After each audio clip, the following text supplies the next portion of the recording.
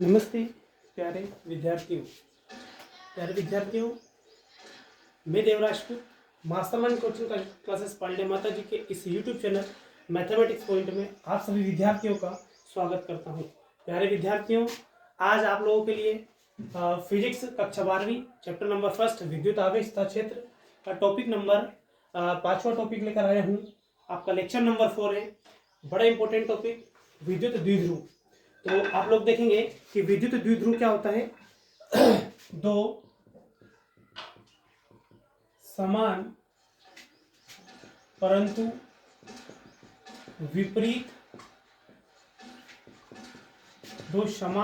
विपरीत आवेशों से बने सूक्ष्म निकाय को विद्युत द्विध्रुव कहते हैं। इनकी प्रभावकारी लंबाई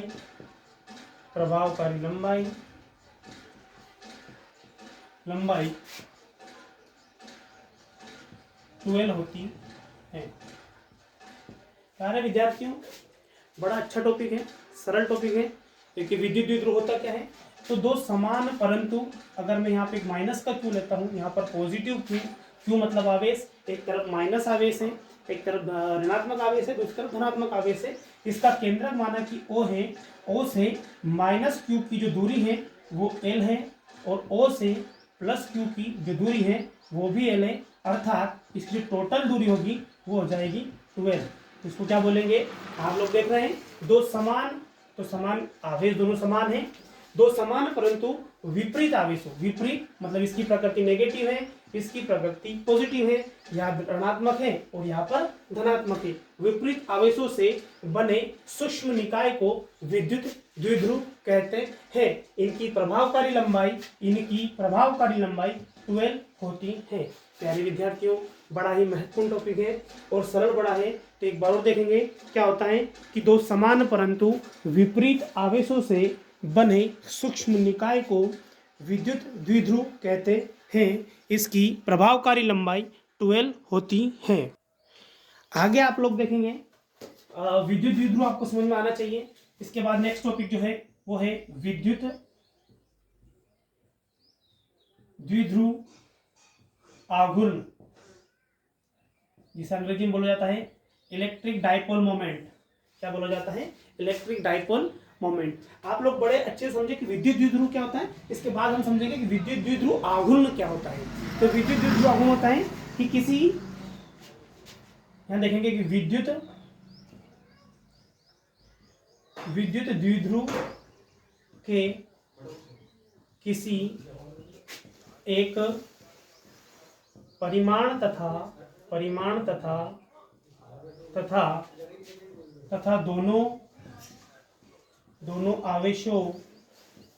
दोनों आवेशों के बीच की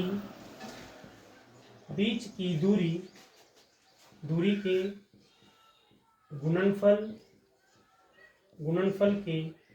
गुणनफल के बराबर होता है। विद्युत द्विध्रुव आघूर्ण कहलाता है। प्यारे विद्यार्थियों, यहाँ आप लोगों को देखना होगा कि विद्युत द्विध्रुव आघूर्ण किसे कहते हैं। What is electric dipole moment. तो इलेक्ट्रिक डाइपोल मोमेंट कहते हैं कि विद्युत द्विध्रुव के, तो ऊपर समझेंगे आप लोग, इस विद्युत द्विध्रुव के एक परिमाण आप कोई सा भी ले सकते हैं, माइनस क्यू ले सकते हैं, प्लस क्यू ले सकते हैं। एक परिमाण तथा दोनों आवेशों के बीच की जो दूरी आपको दिख रही है, इसके गुणनफल के बराबर होता है। अर्थात मैं कह सकता हूं कि अगर मैं विद्युत द्विध्रुव आघूर्ण को P से डिनोट करता हूं तो P इज इक्वल टू, आप एक आवेश लेंगे Q इंटू दोनों के बीच की दूरी है वो 12 हो जाएगी। आप लोगों को यहाँ समझ में आना चाहिए कि विद्युत द्विध्रुव आघूर्ण इलेक्ट्रिक डाइपोल मोमेंट किसे कहते हैं। तो विद्युत द्विध्रुव आघूर्ण किसी एक आवेश तथा दोनों आवेशों के बीच की जो प्रभावकारी लंबाई होती है इसके गुणनफल के बराबर होता है। अर्थात P is equal to Q into 12। यहाँ आप देखेंगे कि जो P का जो मात्रक होता है वो यहाँ से निकालेंगे। जो P का मात्रक होता है, P बराबर में आवेश का मात्रक होता है कूलाम इंटू लंबाई का मात्रक होता है मीटर। तो यहाँ से इसका मात्रक हो जाएगा कूलाम गुणा मीटर। आप लोगों को ये समझ में आना चाहिए। आप लोग फटाफट इस वीडियो के डिस्क्रिप्शन में कमेंट करके बताएंगे मुझे इसका विमीय सूत्र। प्यारे विद्यार्थियों, ये आपको समझ में आना चाहिए। राशि कैसी है? तो राशि है ये एक सदिश राशि है। कैसी राशि है? सदिश राशि है। तो जो विद्युत द्विध्रुव आघूर्ण है वो कैसी राशि है? सदिश राशि है। ये आपको समझ में आना चाहिए। यहाँ से आपका दूसरा टॉपिक कंप्लीट होता है। अगला टॉपिक है कि विद्युत द्विध्रुव आघूर्ण के कारण अक्षीय एवं निरक्षीय स्थिति। फटाफट देखते हैं उसको। आगे देखते हैं, किसी विद्युत द्विध्रुव के कारण अक्षीय या अनुदैर्ध्य स्थिति। प्यारे विद्यार्थियों, विद्युत द्विध्रुव के कारण अक्षीय या अनुदैर्ध्य स्थिति में विद्युत क्षेत्र की तीव्रता निकालेंगे। ये टॉपिक आपका बड़ा जबरदस्त टॉपिक है, अक्षीय एवं निरक्षीय स्थिति। इस चैप्टर से दो नामी टॉपिक है जो आपको देखना पड़ेगा। बड़ा सरल है, कोई टेंशन वाली बात है नहीं। मैंने देखा, माना सबसे पहले क्या करा मैंने, माना कि मेरे पास में माना कि ए बी एक विद्युत द्विध्रुव है। विद्युत द्विध्रुव है जिसकी प्रभावकारी लंबाई जिसकी प्रभावकारी लंबाई 12 है। माना कि ए से बी तक जो है ये मेरे पास एक विद्युत द्विध्रुव है जिसकी प्रभावकारी लंबाई कितनी हो जाएगी? तो आपकी 12 हो जाएगी। कितनी हो जाएगी? 12 हो जाएगी। एल ओ से ए तक और ओ से बी तक एल, दोनों को मिला के एल 12 हो जाएगा। देखा, दोनों की प्रभावकारी लंबाई 12 हो गई। विद्युत द्विध्रुव के केंद्र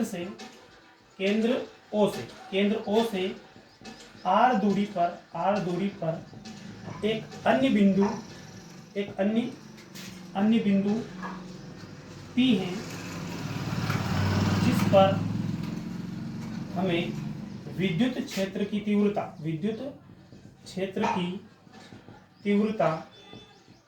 E बराबर ज्ञात करनी है। प्यारे विद्यार्थियों, आप लोग देखेंगे कि यहाँ पर माना कि ए भी एक विद्युत द्विध्रुव है जिसकी प्रभावकारी लंबाई 12 है। विद्युत द्विध्रुव के कारण के केंद्र O से R दूरी पर एक अन्य बिंदु P है जिस पर हमें विद्युत क्षेत्र की तीव्रता की गणना करनी है। प्यारे विद्यार्थियों, यहाँ आप लोग देखेंगे कि बिंदु P है, इस पर हमें दो आवेश, एक -q आवेश एक +q आवेश के कारण विद्युत क्षेत्र की तीव्रता की गणना करनी है। दोनों के बीच की दूरी कितनी है? तो दोनों के बीच की दूरी है वो 12 है। माना कि ये भी एक विद्युत द्विध्रुव आघूर्ण है जिसकी प्रभावकारी लंबाई 12 है। विद्युत द्विध्रुव आघूर्ण के केंद्र O से R दूरी पर एक अन्य बिंदु P है जिस पर हमें विद्युत क्षेत्र की तीव्रता की गणना करनी है। अब विद्युत क्षेत्र की तीव्रता की गणना करने के लिए मैंने मान लिया है कि P पर एक Q0 आवेश रखा है। इस Q0 आवेश को मैं परीक्षण आवेश बोलूंगा। इस परीक्षण आवेश पे दो प्रकार के आवेश काम करेंगे, एक तो -q आवेश के कारण लगेगा और एक +q आवेश के कारण विद्युत क्षेत्र की तीव्रता लगेगी। सर्वप्रथम देखते हैं कि +q आवेश के कारण कितनी विद्युत क्षेत्र की तीव्रता की गणना होती है। फटाफट देखते हैं कि +q आवेश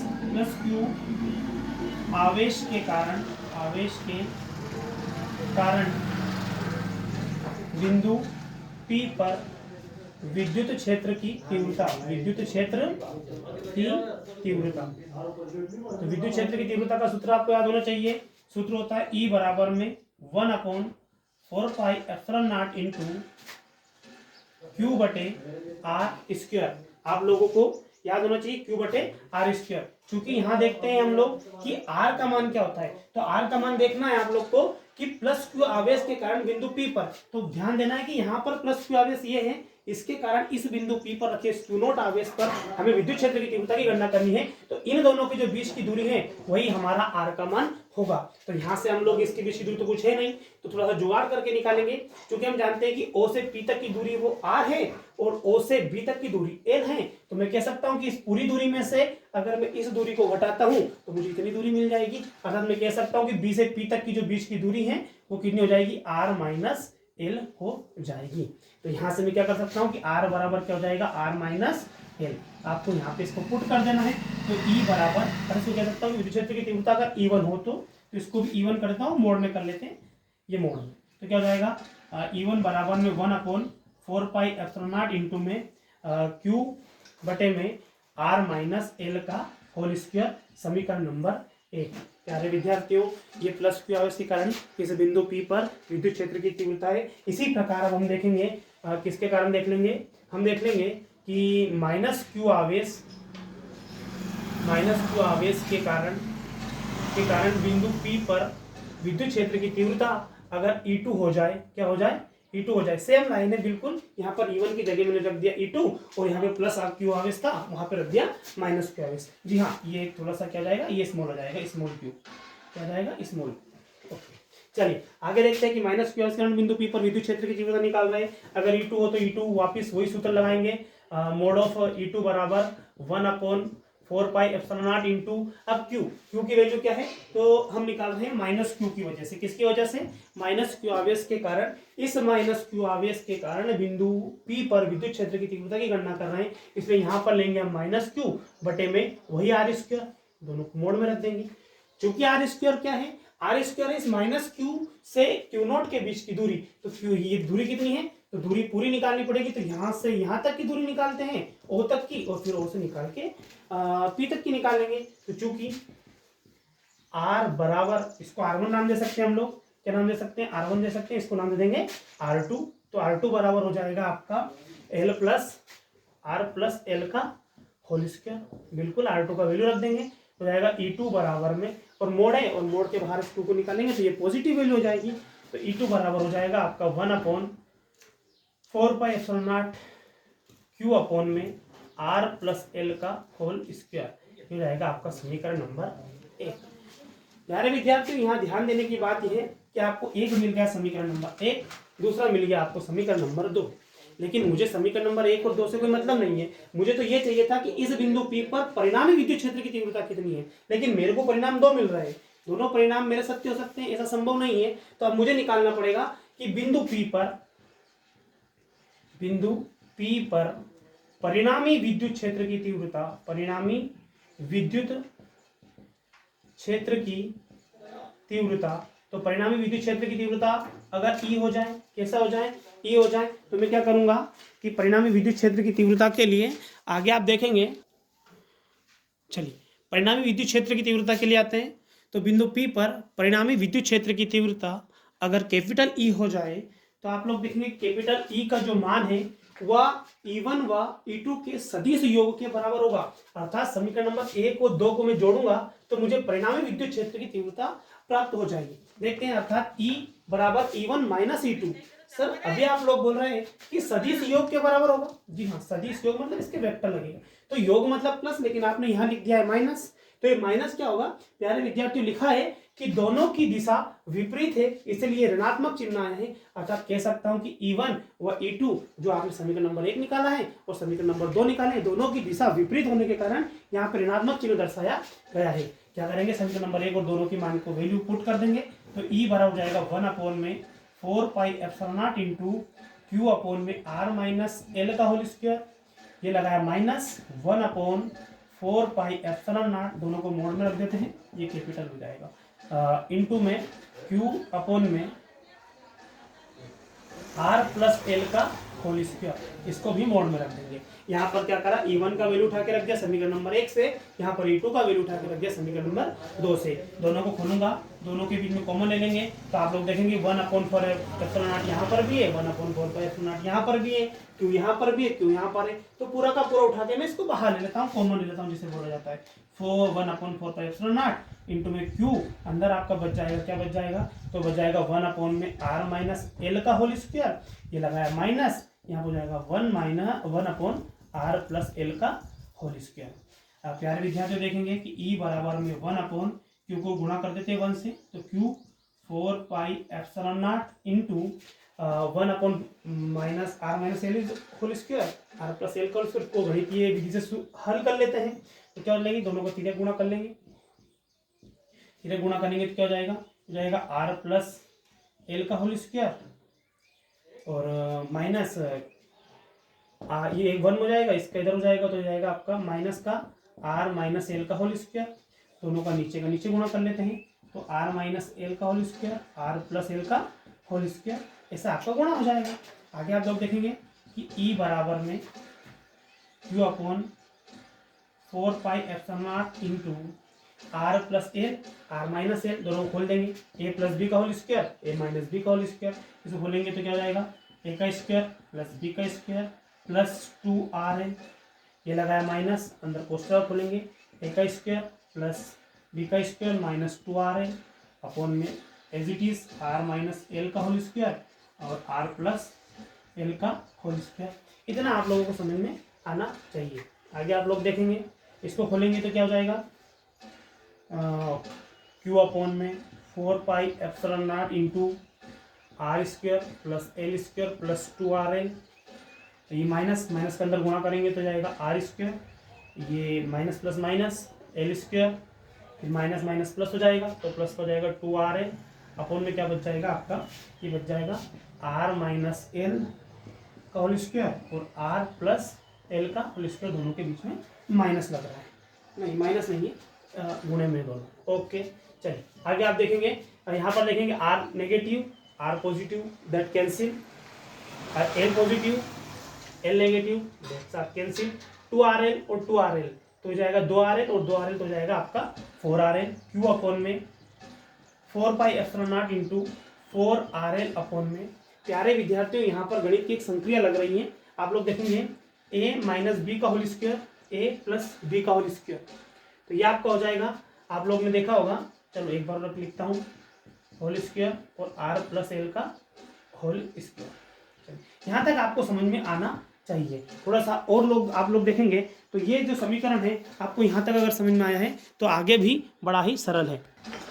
चलिए आप लोगों को समझ में आना चाहिए कि E is equal to Q upon 4 pi epsilon naught into 4rl upon में r माइनस एल का whole square r plus L का होल स्क्वायर। गणित की छोटी सी संक्रिया है, आपने कक्षा 9th में बहुत पढ़ा हुआ इसको, कि इसको मान लिया अगर मैंने a, इसको मान लिया b, तो मैं बोलूंगा a माइनस बी कोष्टक बंद a प्लस बी बराबर होता है a का स्क्वायर माइनस बी का स्क्वायर, मतलब मैं इन दोनों को इस फॉर्म में लिख सकता हूँ। जी हाँ, ये लिखा इधर, तो क्या लिख दिया, r का स्क्वायर माइनस एल का स्क्वायर और दोनों का जो होल स्क्वायर उनको साथ में लिख दिया।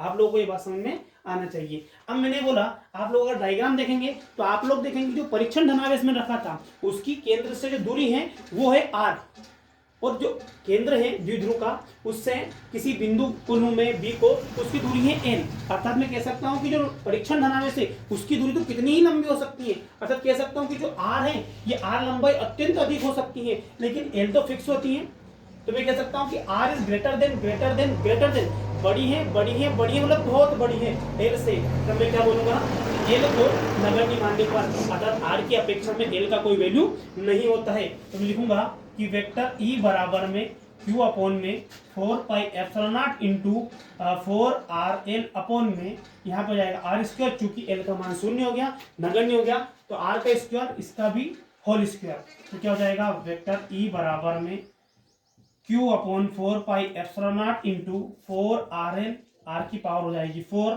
r की पावर 4 है तो यहाँ पे कट जाएगा, यहाँ पावर बचेगी 3, यहाँ एक r हो जाएगा खत्म, क्योंकि E बराबर जाएगा Q अपॉन में 4 पाई एप्सिलॉन नॉट इंटू इस 12 को मैं लिख सकता हूँ कैसा, 2 इंटू में 12 अपॉन में r की पावर 3। आप लोगों को ये समझ में आना चाहिए। आगे आप लोग देखेंगे इतना आपको समझ में आया होगा। यहाँ से आप लोग देखेंगे कि E बराबर में हो जाएगा आपका, देखना ये Q लिखा रहा है, ये 12 लिखा रहा है, इसको मैं साथ लिख रहा हूँ 2QL अपॉन में 4 पाई एप्सिलॉन नॉट इंटू में, यहाँ पे आपका बच जाएगा कितना, 2 दूनी 4 हो गया ना L, ओके, तो यहाँ बच जाएगा आपका कितना 2 अपॉन में R की पावर 3। आप लोगों को ये समझ में आना चाहिए। अब यहाँ देखेंगे अपन लोग, चूंकि 2QL क्या था, सॉरी विद्युत द्विध्रुव आघूर्ण था, यही तो था, किसी एक आघूर्ण का आवेश तथा दोनों के प्रभावकारी लंबाई का गुणनफल क्या कहलाता है, P कहलाता है, तो क्या हो जाएगा E बराबर में, इसकी जगह लिख सकता हूं मैं P, तो ये कितना हो जाएगा 1 upon 4 pi epsilon naught into 2 और P को मैं साथ में लिखता हूँ 2P अपॉन में R की पावर 3, अर्थात ये क्या हो जाएगा, विद्युत क्षेत्र की तीव्रता प्राप्त हो जाएगी।